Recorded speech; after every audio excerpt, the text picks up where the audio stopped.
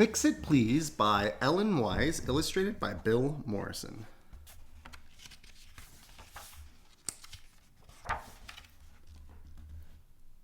It was a beautiful Monday morning on Sesame Street. Louis was late for work. Today, Louis thought, I'm finally going to fix my clock. Without it, I never know when it's time to open the Fix-It shop. I can't wait to start working on it. Louis, wait for a second, Louis, called a familiar voice. Louis turned to look. Big Bird was running toward him. Oh, I'm so glad you're opening your shop, puffed Big Bird. My gooseneck lamp is broken, Louis. Will you fix it, please? Well, Big Bird, I was going to work on my clock today. Could you bring your lamp in tomorrow? Gee, I guess so, said Big Bird. But I'm reading The Mystery of the Missing Bird Seed, and I'm about to find out who took the bird seed. I want to finish reading it in my nest tonight, so I need my lamp. Louis laughed. Okay, Big Bird, I'll take a look at it. Come back in this afternoon. Louis had just sat down at his workbench and started to work on Big Bird's lamp when Cookie Monster charged into the shop. Terrible thing happened, Louis, he moaned. Me broke cookie jar. Me have no place to keep cookies. Louis sighed. Okay, leave your cookie jar here, he said, and come back this afternoon. Well, Louis thought, I guess I can do my clock later.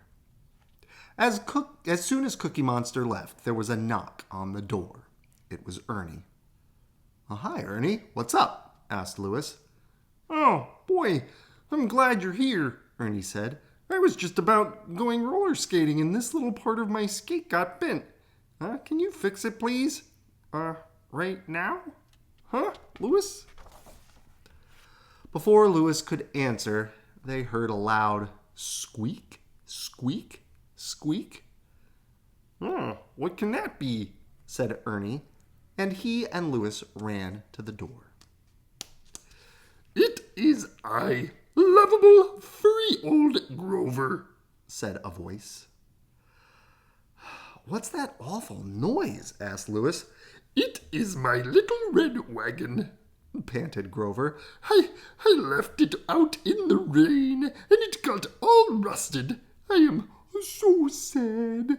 Can you fix it, please, Louis? I'll fix your wagon, Grover, right after I fix Ernie's skate, Louis said. You go play with Ernie and come back a little later. Louis sat down and sighed a big sigh. On his workbench were the lamp, the cookie jar, the roller skate, and the little red wagon. He wondered if he would ever get to fix his clock. Hi, Louis, said Marie from the doorway. Oster asked if you could stop by his can for a minute to do him a favor. Louis sighed again. Okay, he said. Muchas gracias, Louis, and I think you'd better bring a hammer. Oscar was a very grouchy grouch. What's the matter, Oscar? Asked Louis. Oh, it's my dumb garbage can, complained Oscar. It won't slam right.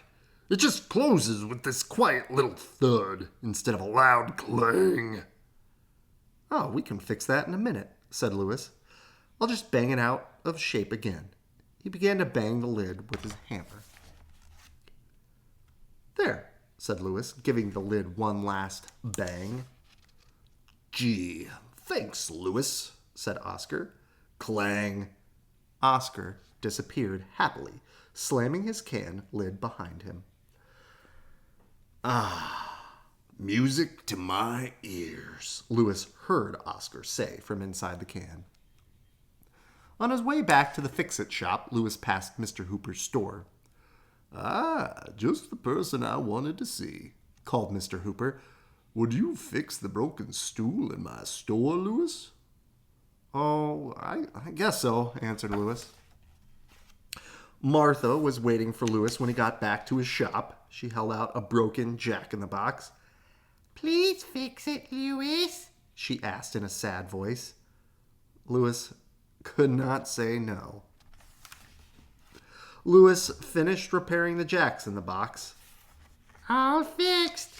Thank you, Martha said happily as she scampered away. Then Harry Monster brought in his rocking chair with a broken seat, and Prairie Dawn brought in her portable radio. The little metal tab that held the battery in place was broken. Louis worked very hard to finish all the things he had promised to fix. He looked inside Big Bird's lamp. He finished gluing Cookie Monster's jar. He straightened out Ernie's roller skate. He oiled Grover's squeaky wagon wheel.